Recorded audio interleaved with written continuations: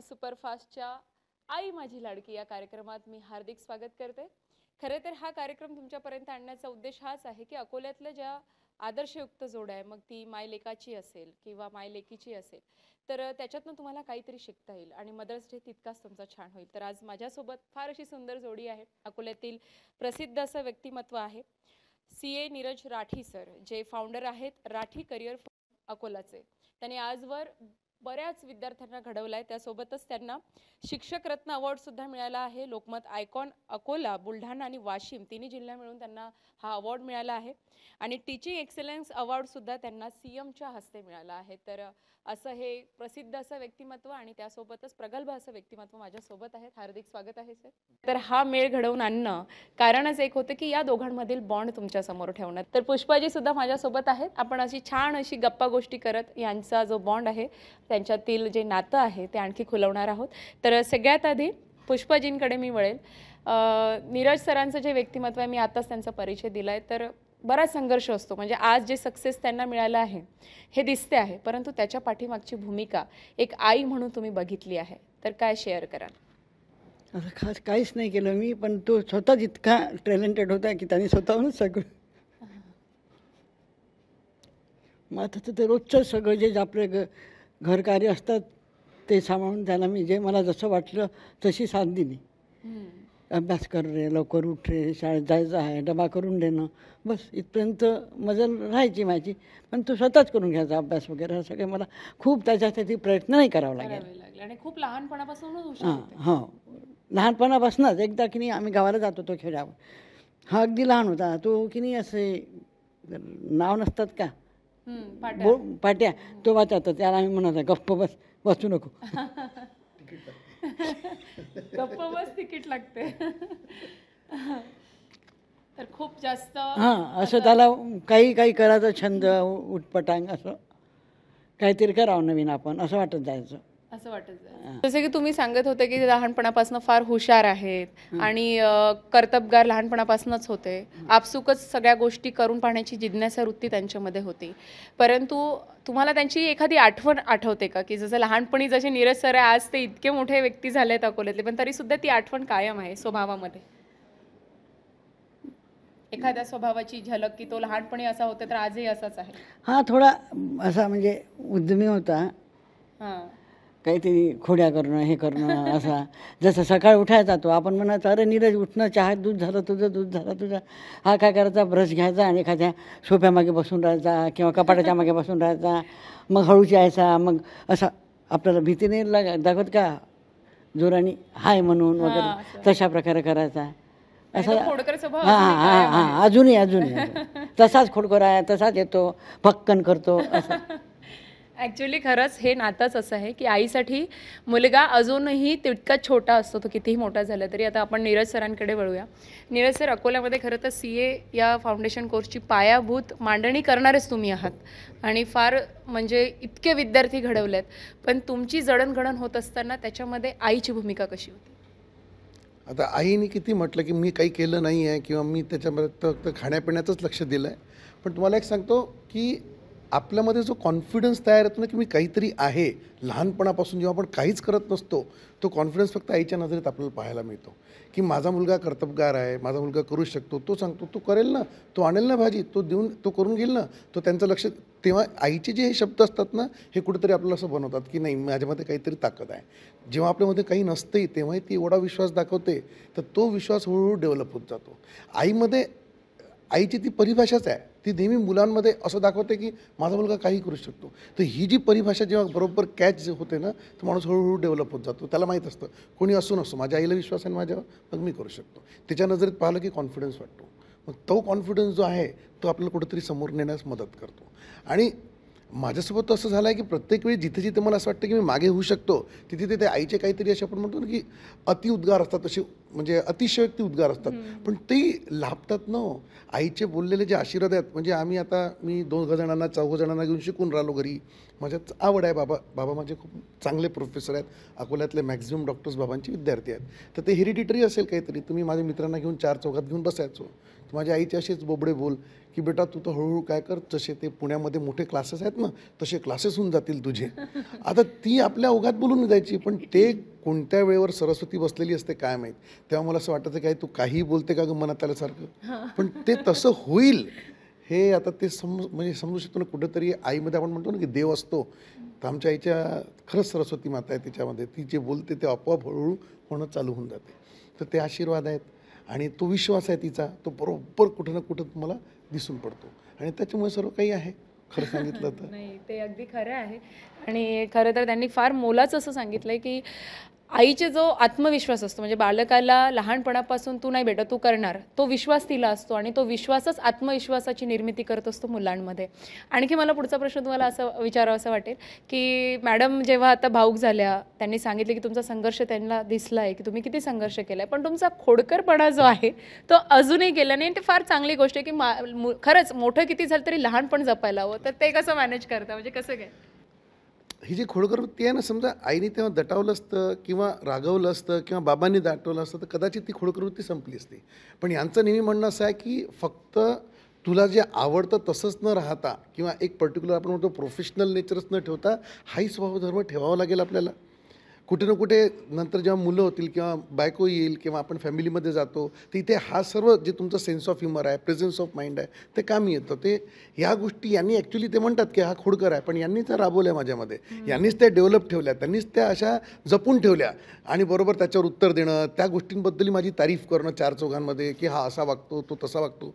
आत्ताही मावशीचा फोन आला किंवा काकूंचा किंवा आत्याचा फोन आला की यांचं चालू असते की हा असा बोलला, हा याच्याशी असा बोलला, त्यांनी माझ्यावर असा चिडला, हे शब्द कमी निघतात, पण त्यांनी माझी अशी खोडी गाळली, त्यांनी अशा मस्त्या केल्या, या गोष्टीवर जेव्हा ते पुराण तयार करतात ना तर आपोआप त्या गोष्टींचं आपल्याला आवड तयार होते. आणि इथे कुठंतरी स्वभाव जो आहे ना तो लहानपण बालपण जपलं जातं ना, तर ते आईबाबांना आवडतं आणि त्याच्या हिशोबाने आपण वागत राहिलो तसं घरात एक चांगला असा वातावरण तयार होतं. त्याच्यामुळे सर्व आपसुकच होऊन राहिले सर्व. आणि खरं तर आई माझी लाडकी, ती प्रत्येकाचीच आई लाडकी असणार आहे त्यांच्यासाठी. आणि ह्या कार्यक्रमाचा उद्देशच हा होता की मदर्स डे स्पेशल हा सेलिब्रेशन करत असताना आई आणि मुलामधील नातं, आई आणि मुलीमधील नातं, आदर्शयुक्त काही जोड्या की त्यांच्यामधला तुम्हाला बऱ्याच गोष्टी शिकता येतील. आणि म्हणतात ना की आई म्हणजे दारातील पवित्र तुळस, आई म्हणजे दारातील पवित्र तुळस, आई म्हणजे वेदनेनंतरची पहिली आरोळी. तर असाच हा काही आईचा प्रवास आहे. माझ्यासोबत पुष्पाजी आहे. मला तुम्हाला विचारावंसं वाटेल की नीरज सरांच्या आवडीचा पदार्थ कुठला आहे लहानपणापासून, तो अजूनही हक्काने, जसं आई तुझ्या हातचं मला आजही ते बनवलेलं म्हणजे आवडेल खायला?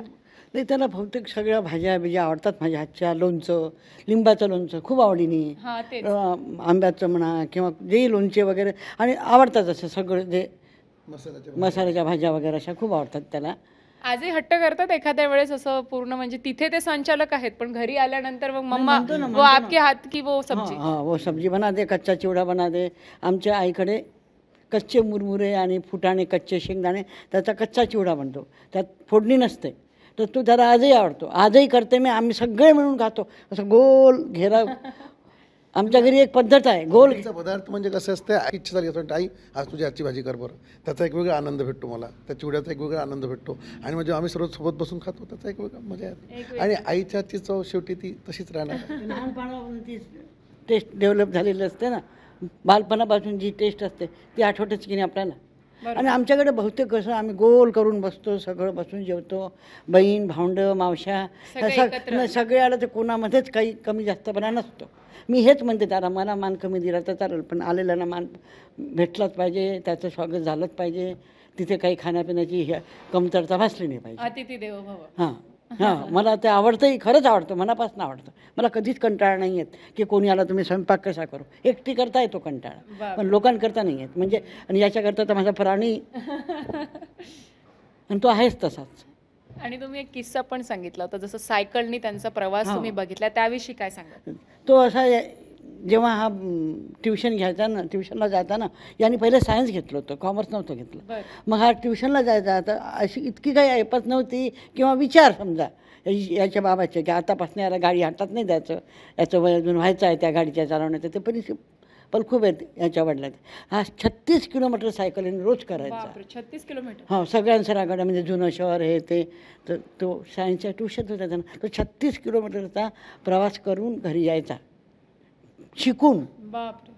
नाही, तेव्हाचे दिवसच तसे होते. मी एकटाच नव्हतो, माझ्यासोबत मित्रही असतील, तेही सर्व सायकलच चालवायचे आणि त्याचीच आवड, त्याच्याच तर आठवणी येतात आपल्याजवळ.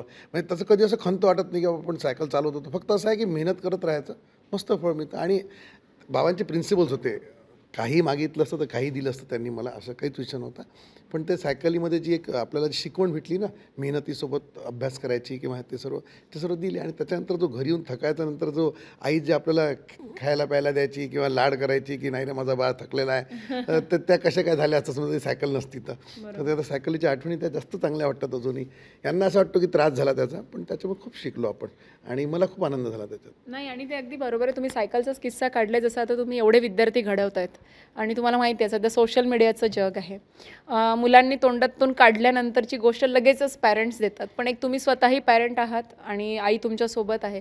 आपल्याला या माध्यमातून जे आज मदर्स डे स्पेशल ऐकत आहेत, एक पॅरेंट म्हणून तुम्ही काय सांगाल की हल्ली जे मुलांना देत आहेत, जसं तुम्हाला त्या सायकलचा तो प्रवास आठवतो की तेवढं केल्यानंतर आज जी अचिव्हमेंट झाली आहे, असं काय गायडन्स काय कराल?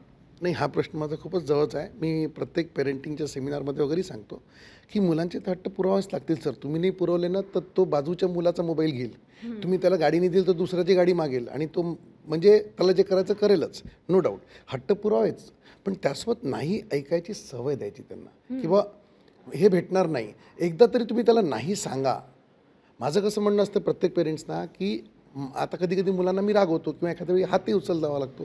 बोले सर मेरे पप्पा ने आज तक मुझे नहीं मारा, आज तक के हात नहीं उठाया आप. मग हा जेव्हा डायलॉग मी ऐकतो तेव्हा मला खूप राग येतो त्यांच्या पेरेंट्सचा. मुलाला ही जी एक वागणूक आहे, डॉक्टर्स म्हणत असतील किंवा अजून कोणी कोणी मोठे ओरेटर्स म्हणत असतील की मुलांवर हात नाही उचलायला हवा, माझं असं म्हणणं असते की जोपर्यंत तो टीनेजमध्ये आहे तोपर्यंत त्याला सवय लावा. तुम्ही नाही मारलं तर जग मारतं, आणि ज्या दिवशी जग मारतं ना त्या दिवशी खूप लागते. मग सवय नसली तर कधी कधी त्याला नाही ऐकायची सवय लावा, कधी कधी त्याला तुम्ही चिडता त्याची सवय लागा, कधी कधी त्याच्या मनाच्या विपरीत झालेलं त्याला सहन करता आलं पाहिजे त्याची सवय लावा. कारण प्रत्येक गोष्ट की त्याच्या मनासारखी होणार नाही आहे ना, त्याला कुणी ना कुणी लावणारी आहे. आणि मग त्यांनी काही कमी जास्त केलं जीवाचं, त्यापेक्षा त्याला एक सवय असते ना. म्हणजे आणि तसंही माहिती आहे का, थोडी भीती मुलांमध्ये असायला हवी. म्हणजे मला असं ताई नेहमी तो रामायणामध्ये किस्सा आहे की रामाला जेव्हा रस्ता पाहिजे होता समुद्रातून, तर त्यांनी समुद्राजवळ अशी बसून आराधना केली की मला रस्ता द्या.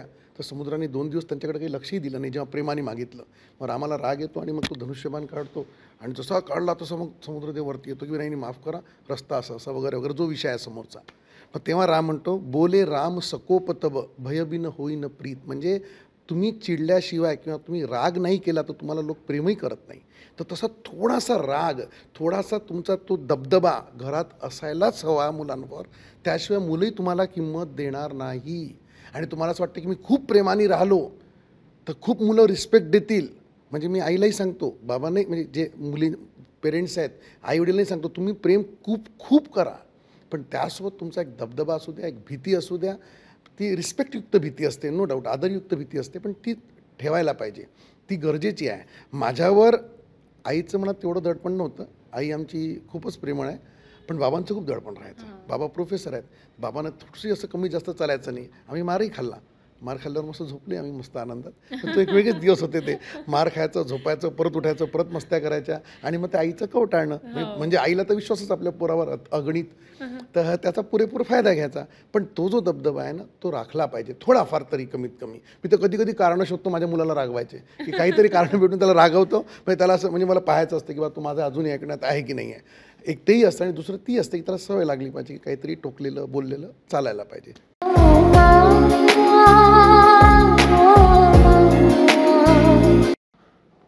तर ब्रेक नंतर पुन्हा एकदा स्वागत करते मी आई माझी लाडकी या कार्यक्रमामध्ये. आपली चर्चा नीरज राठी सर आणि त्यांच्याशी सुरू आहे आणि त्यांची आई म्हणजे पुष्पाजी यांच्यासोबत सुरू आहे. खरं तर गप्पा गोष्टी करत आमचा हा एक छान मुलाखतीचा कार्यक्रम सुरू आहे खास तुमच्यासाठी. तर ब्रेक नंतर पुन्हा एकदा स्वागत. आपण वळूया नीरज सरांकडे पुन्हा. जसं की मी तुम्हाला विचारलं तर सध्याचं जे हल्ली पॅरेंटिंग आहे ते फारच बाऊ करणारं पॅरेंटिंग आहे. म्हणजे माझाच मुलगा, माझीच मुलगी, मग काही गोष्टींचा हट्टही पुरवला जातो. तुम्ही कंटिन्यू सांगत होते, एक मुद्दा तुम्ही सांगत होते, त्या मुद्द्याविषयी काय सांगा? नाही, तुम्हाला मुलाची काळजी घेणं किंवा त्याचं लक्ष ठेवणं किंवा त्याची जिद्द पुरवण्या हे करावंच लागेल, नो डाऊट. ते सर्व आलंच आपला त्याच्यातला भाग आहे. आता कितपत करायचं, लक्ष देणं यासाठी गरजेचं. आता काही काही पेरेंट्सना असं वाटतं की let him live his life, तो त्याच्या हिशोबाने जगतोय, आय शुडंट इंटरफिअर. तुमचं सर्व बरोबर आहे की आता तो 8वीत मुलगा हुशार झाला, मुलगी हुशार झाली, त्याला त्याचं जगणं जगू द्या. पण तो हुशार झाला पण मॅच्युअर्ड नाही झाला, हे लक्षात घ्या तुम्ही पहिली तर गोष्ट. आणि जग जेवढं सोपं आपल्या वेळी होतं ना तेवढं जग सोपंही नाही आता. आता इथे मुलांना बिघडवणारे, मुलांना चुकीची समजूत देणारे आणि चुकीच्या लाईनीवर नेणारे लोक भरपूर आहेत. तर तुम्हाला त्याला त्याच्या भरोश्यावर सोडणं हे चुकीचे डायलॉग्स आहेत. मी त्या पेरेंट्सने रिक्वेस्ट करतो की don't tell this things in front of other, की मला त्याला वेगळं जगू द्यायचं आहे, त्याच्या मधात मी करणार नाही, त्याच्या मधात मी येणार नाही, लेट तो त्याच्या मित्रांसोबत पिक्चरला चालला काय आणि हॉटेलमध्ये चालला काय, तर जाऊ द्या ना. मी बिलकुल जाऊ द्या, त्याला मित्रांसोबत जायचं ना जाऊ द्या. तुम्ही सोबत त्याच्या मागे त्याला न सांगता तुम्ही तिथे जा कुठं तरी, तुम्ही तिथं असायला पाहिजे. तो कुठं आहे, काय करतोय, त्याच्यानंतर तुम्ही त्याची विचारपूस करा, त्याचे गाडे बघा कुठे उभे आहेत. सर एवढं करायचं का व्हायचं, पेरेंट्स करायलाच हवं. आजकालच्या जगामध्ये तुम्ही जे म्हणतात तसं चालणारच नाही आहे. म्हणजे मी एकदम ठाम मताचा आहे की 10वी टीनेजपर्यंत तुम्ही त्याच्यासोबत राहा, त्याचे प्रत्येक विचार समजून घ्या, त्याला वेळोवेळी जागोजागी त्याला तुम्ही तुमचे जे विचार आहेत ते त्याला मांडा. तो ऐकत नसेल तरी ऐकवा.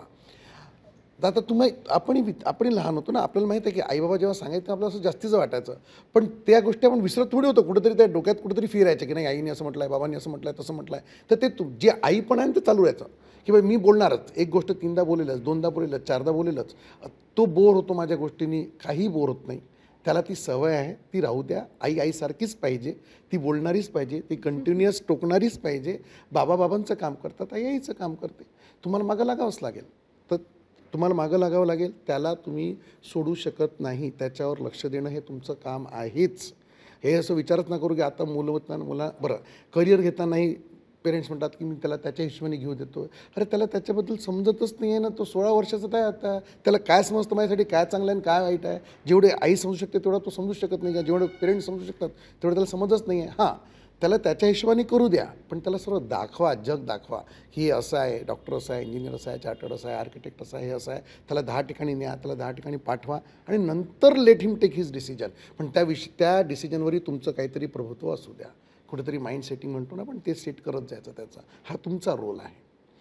आणि अजून एक ताई तुम्ही विचारलं तर अजून एक सांगतो मी, ॲज अ पेरेंटिंग म्हणून. आणि आईचा रोल, माझ्या आईचा जसा रोल होता तसा समजा थोडक्यात, की माझा मुलगा मला प्रत्येक गोष्ट सांगतो, माझी मुलगी मला आल्यावर प्रत्येक गोष्ट सांगते. ती तुम्हाला सांगतही नसेल तरी आपला तो डायलॉग बिलकुल असायला हवा की माझी मुलं तुम्हाला सर्व सांगतात, आल्यावर सर्व बोलतात. हा कवच आहे. इट ॲक्ट ॲज अ कवच अगेन्स्ट. म्हणजे लोक घाबरतात, मग हा पोरगा मॅड आहे, ही मुलगी मॅड आहे, प्रत्येक गोष्ट जाऊन आईशी सांगते. मग तिला हात लावताना, तिच्याशी बोलताना, तिच्याशी वाईट बोलताना, वाईट वागणूक देताना प्रत्येकजण लपकतो. तुम्ही तुमच्या सख्ख्या भावाला, आत्याला, आत्याच्या मिस्टरला, भावाच्या मुलाला, कोणाला हेच गोष्ट नाही तर आईचं आजकाल काय असते, आजकाल कुठं मुली आमच्या ऐकतात बापा, त्यांच्या मनातच करतात, त्यांना जसं हवं तसंच वागतात, आम्हाला कुठं कोण विचारतं, कोण सांगतं. हा डायलॉग म्हणजे सर्वात घाणेरडा डायलॉग आहे.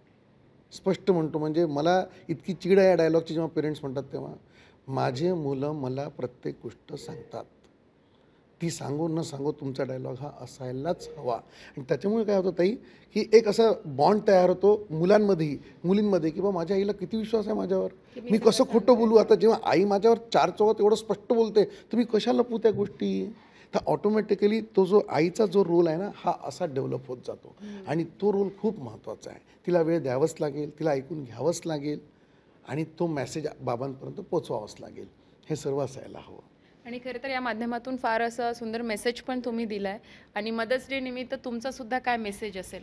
नाही, मुलावर दडपण पाहिजे, त्यांना आपण असं म्हणायलाही पाहिजे की बा तू हे चूक करतो करतो. पण आपल्याला विश्वास ठेवायला पाहिजे की याच्या काय आवडी आहे, काय निवडी आहे, त्या विचाराने आपल्याला आपल्यातच बदलाव करावा लागतं. त्यांना न जाणू देता आपण असं पक्क झालं पाहिजे की याला आपल्या विचाराचे दडपण याच्या डोक्यावर नको यायला, किंवा कोणत्याही मुलांवर कोणत्याही आईने हाच विचार केला पाहिजे. आईंनी बदलावाच लागते. जग असंच आहे की जर आई बदलली नाही तर त्यांचे मुलं, त्यांच्या बायका यांना ते हिरेटेड नाही झालं पाहिजे. त्यांना आपला मान, म्हणजे सासूचा मान म्हणा, आजीचा मान तो राखायला ते मजबूर झालं पाहिजे. म्हणजे तेवढी आस्था निर्माण झाली पाहिजे, तेवढा रिस्पेक्ट निर्माण झाला पाहिजे.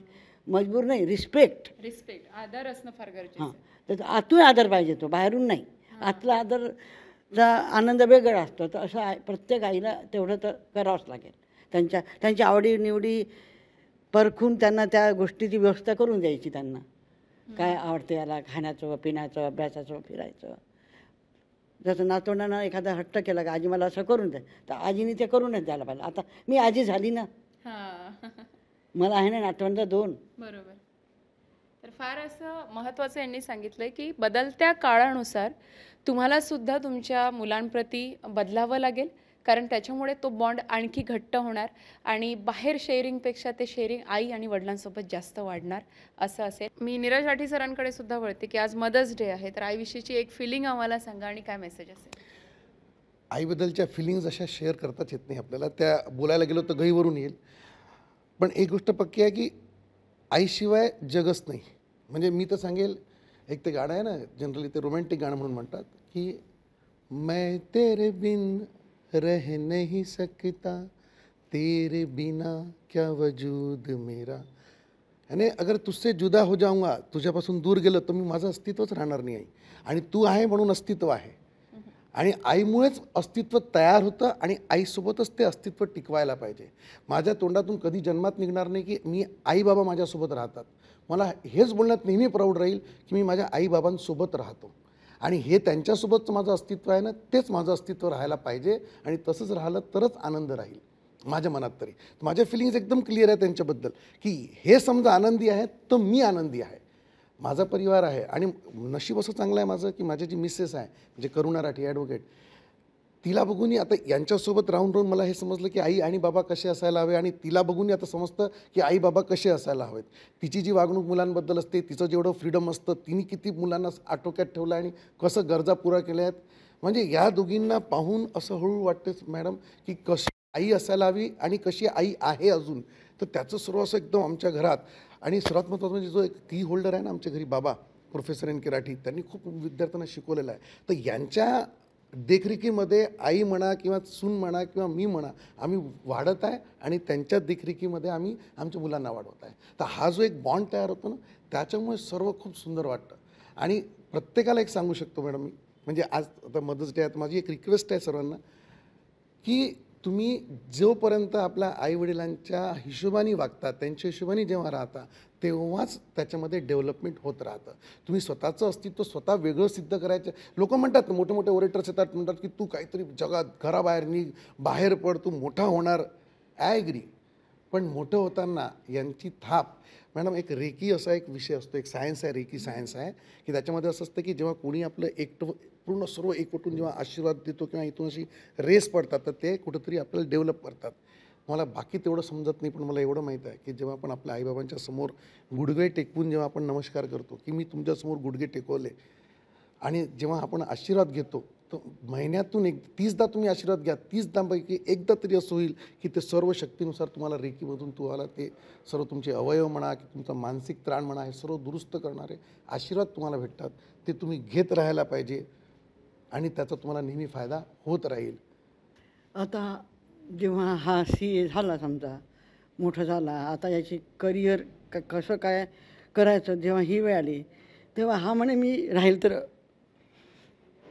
अकोल्यातच राहील, बाहेर नाही जाणार. मी किती कमेल काय कमेल हा अर्थ नाही. माझे क्लासेस, माझी प्रॅक्टिस कशी चालेल याचं मला काहीच घेणं नाही. तुम्ही सक्षम आहे, तुम्हीसुद्धा मला मोठं करू शकतात, भाजीपोळी खाऊ घालू शकतात. ह्या निर्णयाचा आहे माझा मुलगा. आणि तो अभिमान दिसतोय तुमच्या चेहऱ्यावर. त्यांनी अकोला सोडलं नाही. तर भावुक होणाऱ्या गोष्टी आहेत आणि विषय तसा हळवा आहे, कारण तो आईचा विषय आहे आणि खरं तर हे आईचे आनंदाश्रू आहेत आज आपल्या मुलाला इतकं मोठं होताना बघताना. आणि ते मोठं होत असताना आपल्या आईची, आपल्या पाठीमागची जी थाप आहे कौतुकाची आणि तिचा खंबीरपणा, तोही आपल्याला या मुलाखतीच्या मार्फत बघायला मिळाला. तुम्हाला आमचा हा आई माझी लाडकी कार्यक्रम कसा वाटला नक्कीच कमेंटद्वारे कळवा. तर हा होता आई माझी लाडकी कार्यक्रम. RRC नेटवर्क, सेवा आमची, करमणूक तुमची. बघत राहा.